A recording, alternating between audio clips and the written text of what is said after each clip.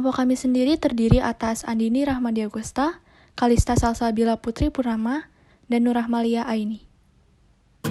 Provinsi DKI Jakarta merupakan sebuah kota yang memiliki penduduk terpadat di Indonesia. Wilayah DKI Jakarta dibagi menjadi 6 bagian. Yang pertama, Jakarta Pusat, Jakarta Utara, Jakarta Barat, Jakarta Selatan, Jakarta Timur, serta Kepulauan Seribu. Dinamika atau pengelolaan kota Jakarta merupakan sebuah bentuk respon dari masyarakat Indonesia untuk memenuhi kebutuhan hidup, sehingga banyak terjadi pembangunan industri, perusahaan, ataupun lapangan kerja lainnya. Lahan-lahan hijau yang semulanya luas berubah menjadi tempat kegiatan yang memiliki nilai ekonomi, serta lahan tersebut digunakan untuk kegiatan perdagangan, industri, sebagai tempat perusahaan ataupun jasa. Pembangunan daerah yang terus berkembang akan menjadi suatu permasalahan bagi pemerintahan dan juga masyarakat yang ada di kota tersebut jika tidak ada perencanaan dan pemanfaatan tata lahan yang optimal. Kondisi wilayah DKI Jakarta pada zaman sekarang memiliki sifat yang dinamis dan juga memiliki bangunan pencakar langit yang beragam. DKI Jakarta memiliki keterbatasan lahan dan ruang yang diakibatkan oleh laju pertumbuhan penduduk yang tiap tahunnya meningkat.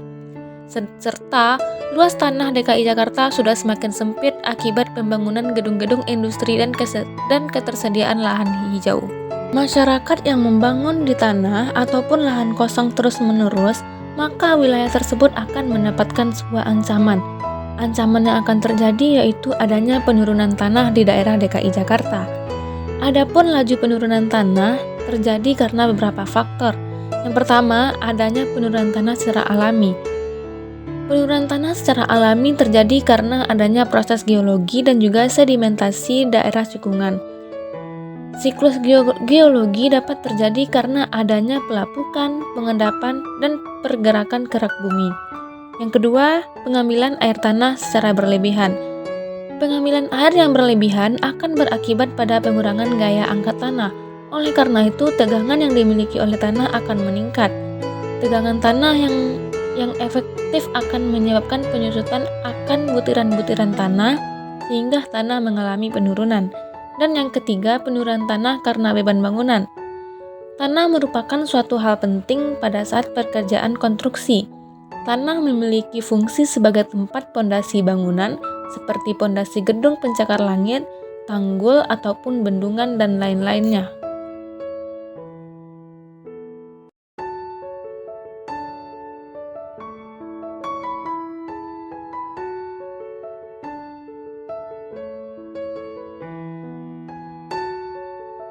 Selanjutnya ada metode skenario forensic. Terdapat 5 metode skenario. Yang pertama ada orientation, yang kedua ada exploration, yang ketiga ada skenario creation, yang keempat ada option consideration, dan yang kelima itu ada integration. Pertama, orientation. Penurunan muka tanah yang terjadi di DKI Jakarta sudah diidentifikasi oleh para peneliti dengan menggunakan beberapa satelit. Salah satu teknologi yang digunakan untuk melakukan penelitian itu yaitu menggunakan teknologi INSAR atau Interferometric Synthetic Aperture Radar. Memang terjadi penurunan tanah di Jakarta. Pada tahun 2012 terdapat skenario tentang penurunan muka tanah Jakarta dan potensi tenggelamnya Jakarta mencapai 31%. Kemudian skenario tersebut terus diperbarui sampai hasil penurunan muka tanah berkurang menjadi 28%. Topografi ini memiliki sifat yang dinamis yang akan berubah kapanpun. Dan pada tahun 2021, sebanyak 14% wilayah Jakarta sudah berada di bawah permukaan laut, sehingga akan diperkirakan pada tahun 2050 wilayah Jakarta yang berada di bawah permukaan laut sebesar 28%. Ada beberapa tempat di wilayah Jakarta yang sudah turun sejauh 1 meter, salah satunya yaitu Muara Baru. Kemudian yang kedua ada exploration. Dari penjelasan di atas bahwa prediksi Jakarta tenggelam pada tahun 2050 itu disebabkan oleh penurunan tanah, pemanfaatan air yang berlebihan sehingga terjadinya penurunan tanah, dan juga aktivitas manusia yang terlalu sering melakukan pembangunan.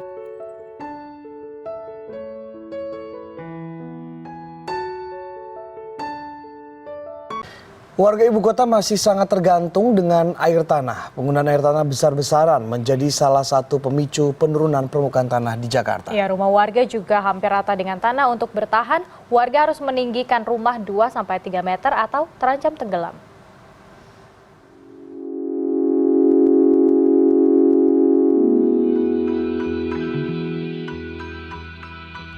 Tanah Jakarta terancam amblas. Dari 5 wilayah Jakarta, area yang paling rawan mengalami land subsiden adalah utara Jakarta. Miringnya Menara Syah Bandar di daerah Sunda Kelapa ini menjadi indikasi terjadinya penurunan tanah Jakarta. Setiap tahun permukaan tanah di Jakarta Utara turun antara 0,2 meter sampai 4 meter. Untuk membahas key vokal isu dari skenario Forestside, kelompok kami memilih substansi dasar, yaitu menjelaskan adanya ketidakpastian tentang studi case yang kami ambil, yaitu mengenai analisis tenggelamnya Jakarta pada tahun 2050. Penurunan tanah yang tiap tahun mengalami penurunan bisa membuat Jakarta dekat terhadap laut. Selain itu, pemanasan global atau global warming yang terjadi akibat banyaknya gedung pencakar langit akan memperburuk kondisi sehingga bisa menyebabkan meningkatnya air laut.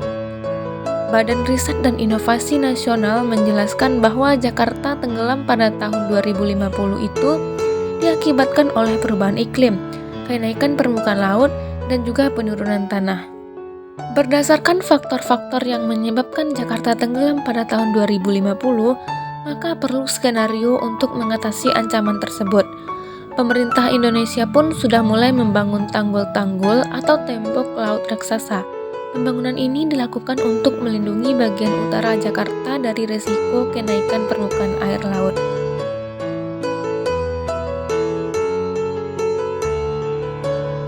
Finalisasi kajian proyek National Capital Integrated Coastal Development (NCICD) yang mencakup pembangunan tanggul laut raksasa telah diserahkan ke Presiden Joko Widodo. Ini merupakan mega proyek untuk melindungi wilayah Jakarta dan sekitarnya terhadap banjir. Menurut Menteri Perencanaan Pembangunan Nasional Kepala Bappenas Bambang Brojonegoro, secara garis besar kajian NCICD menyimpulkan tanah di DKI Jakarta mengalami penurunan.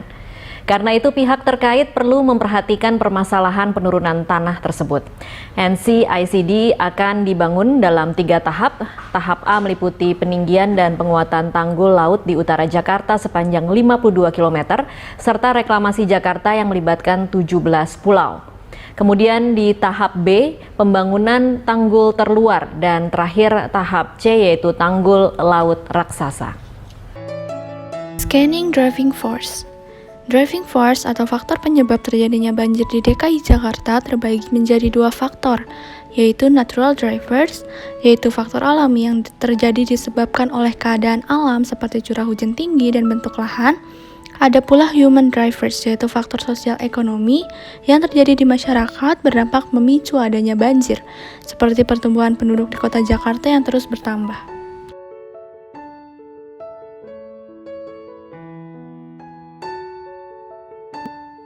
Konstruksi skenario Forestside.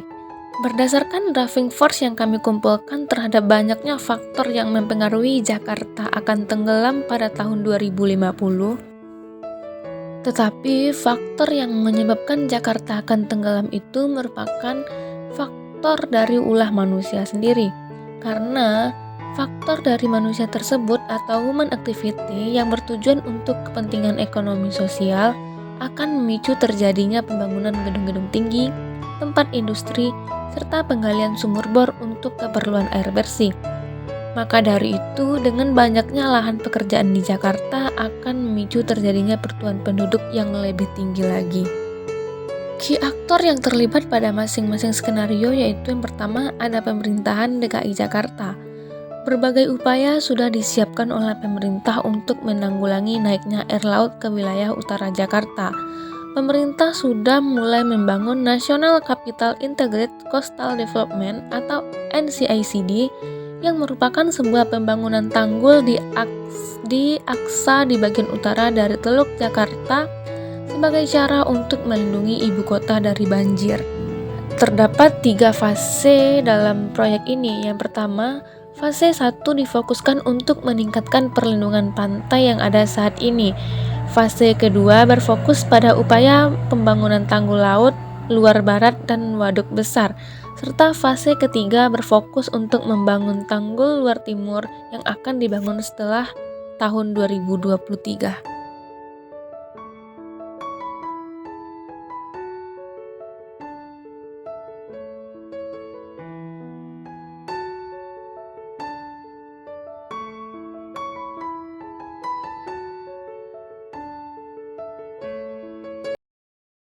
Konstruksi skenario foresight. Skenario populasi meningkat plus tutup lahan dapat dikonstruksikan semakin banyak populasi yang terus meningkat setiap tahunnya akan membuat penutupan lahan untuk hunian baru yang dimana banyaknya pelancong yang datang dari luar daerah bahkan luar negeri yang mulai menetap dan menempati DKI Jakarta. Jika lahan tertutup oleh konstruksi tersebut, maka daerah resapan air pun akan menghilang dan akan menyebabkan banjir serta penurunan tanah yang akan merujuk pada ancaman tenggelamnya Kota Jakarta. Skenario curah hujan tinggi plus penurunan muka tanah. Jika curah hujan yang terjadi sangat tinggi disertai angin kencang, maka dataran Jakarta terus mengalami penurunan muka tanah, seperti yang terjadi di kawasan Muara Baru yang mengalami penurunan tanah yang sangat ekstrim. Didapati sebuah gedung berlantai 2 yang mengalami amblas hingga lantai 1 tersebut tergenang air dan tertutupi oleh air. Skenario populasi bertambah plus tutupan lahan plus curahan hujan tinggi. Memasuki musim hujan dengan intensitas yang tinggi membuat kota Jakarta semakin sering dilanda banjir. Curah hujan yang tinggi juga menyebabkan penurunan muka tanah karena resapan air telah hilang, tertutup oleh bangunan-bangunan berat yang tidak meninggalkan ruang untuk penyerapan air. Bangunan-bangunan yang semakin menjamur akibat adanya lonjakan populasi tersebut membuat daerah-daerah yang termasuk kawasan dataran rendah mudah tergenang banjir. Ketika curah hujan tinggi seperti kawasan Jakarta Utara yang setiap tahunnya mengalami penurunan muka tanah, sudah pasti ditentukan juga daerah tersebut akan mengalami banjir. Skenario populasi bertambah plus tutupan lahan plus curahan hujan tinggi plus penurunan muka tanah. Lonjakan populasi yang berujung pada maraknya penutupan lahan akibat kebutuhan papan masyarakat membuat potensi penurunan tanah semakin besar. Tak hanya itu, daerah-daerah yang telah mengalami penurunan tanah seperti kawasan Jakarta Utara sering mengalami banjir dari air laut yang lebih parah dibandingkan daerah-daerah yang belum mengalami penurunan muka tanah. Hal ini akan membuat potensi ancaman tenggelamnya Jakarta semakin besar. Menitik beratkan antisipasi prediksi tenggelamnya Jakarta pada pembangunan NCICD juga membuat pemerintah segera menyusun kerjasama dengan pihak luar negeri yang dirasa sangat dibutuhkan untuk merancang siasat yang tepat dalam mengantisipasi tenggelamnya Jakarta. Pembangunan NCICD yang sejatinya memakan waktu lama ini baru memasuki perencanaan pembangunan tanggul Jilid 2. Konsekuensi yang akan ditempuh tentunya adalah ketidakpastian akan kesiapan pemerintah Jakarta dalam menghadapi penurunan tanah dan banjir yang selalu melanda setiap tahunnya. Perencanaan pembangunan NCICD Jilid 2 yang sangat lama ini menjadi tidak begitu efektif karena banjir dan penurunan tanah sudah menjadi tamu yang datang setiap 6 bulan sekali untuk setiap tahunnya, terutama pada musim hujan. Dengan adanya pelayanan dan penyediaan air bersih tentu akan mengurangi tindakan-tindakan penggalian sumur ilegal yang saat ini masih dilakukan oleh masyarakat Jakarta. Penggalian sumur ilegal dan eksploitasi air tanah menjadi salah satu faktor utama dalam penurunan tanah di Jakarta. Di samping itu, sistem perpipaan yang saat ini masih berada di angka 64% membuat pemerintah juga kesulitan untuk melarang masyarakatnya untuk tidak melakukan eksploitasi air tanah. Masyarakat tidak punya pilihan lain karena krisis air bersih menjadi salah satu masalah yang belum sepenuhnya dituntaskan oleh pemerintah Jakarta. Implikasi dari pelayanan dan penyediaan air yang belum maksimal menjadi celah faktor penurunan tanah. Selama pelayanan tersebut belum 100% dilakukan, masyarakat masih akan terus melakukan pencarian dengan melakukan penggalian sumur yang tidak sesuai dengan prosedur.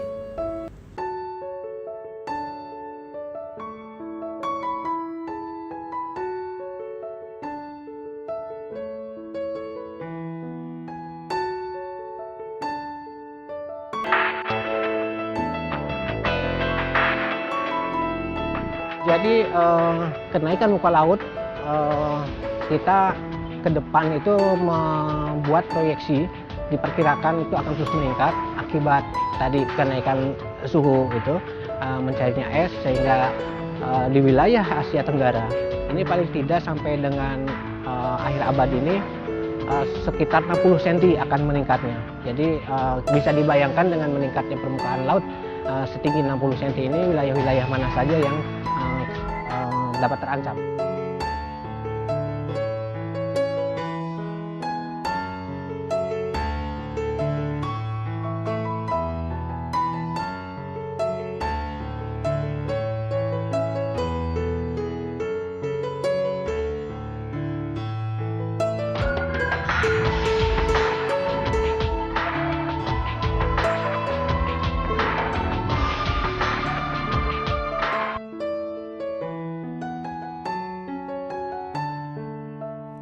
Perancangan strategi. Dalam menganalisa prediksi tenggelamnya kota Jakarta, kami menggunakan pendekatan strategi antisipasi, merujuk pada jurnal yang dikemukakan oleh Gatot Irianto tentang orang Jakarta tenggelamkan Jakarta. Kami menjabarkan lebih lanjut, yaitu pada poin pertama, transfer air antar daerah aliran sungai. Daerah yang cenderung kering seperti Sungai Cisadane menjadi tujuan tempat aliran daerah yang cenderung basah seperti Sungai Ciliwung. Tujuan dari adanya transfer air antar sungai ini yaitu dapat memindahkan volume air di daerah rawan banjir dan daerah yang rawan mengalami penurunan tanah ke daerah yang cenderung kering. Manfaat lainnya yaitu dapat membuat daerah-daerah yang sebelumnya kering dan gersang menjadi lebih subur.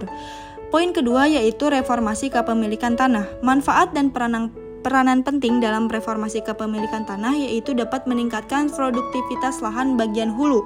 Akumulasi kepemilikan lahan di kawasan hulu oleh masyarakat non-petani akan mendorong sebagian besar lahan tidak dibudidayakan dan cenderung mengalihfungsikan lahan pertanian ke lahan non-budidaya pemukiman bangunan dengan pertimbangan pemeliharaan yang lebih mudah. Pada kondisi itu, air kurang dihargai karena di kawasan hulu umumnya tersedia sepanjang tahun. Sebaiknya, bila budidaya lahan untuk pertanian berhasil dilakukan, akan meningkatkan apresiasi penggunaan air untuk budidaya. Poin ketiga yaitu menata kembali pembangunan Jakarta. Meski kawasan hulu sudah dikelola dengan baik, apabila tanpa didukung pembangunan yang memadai di kawasan Jakarta, maka upaya itu akan kurang memuaskan.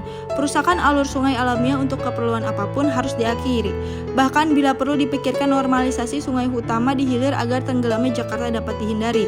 Lalu kami juga mengembangkan strategi antisipasi menurut hasil analisa kelompok kami yaitu pertama, memaksimalkan antisipasi pemerintah. Dalam menghadapi ancaman tenggelamnya kota Jakarta, diperlukan tanggapan pemerintah dan tanggapnya yang dalam memaksimalkan tindakan antisipasi pemerintah yang maksimal. Terbukti saat ini pemerintah Jakarta telah membuat tanggul raksasa yang bernama National Capital Integrated Coastal Development atau bisa disebut NCICD.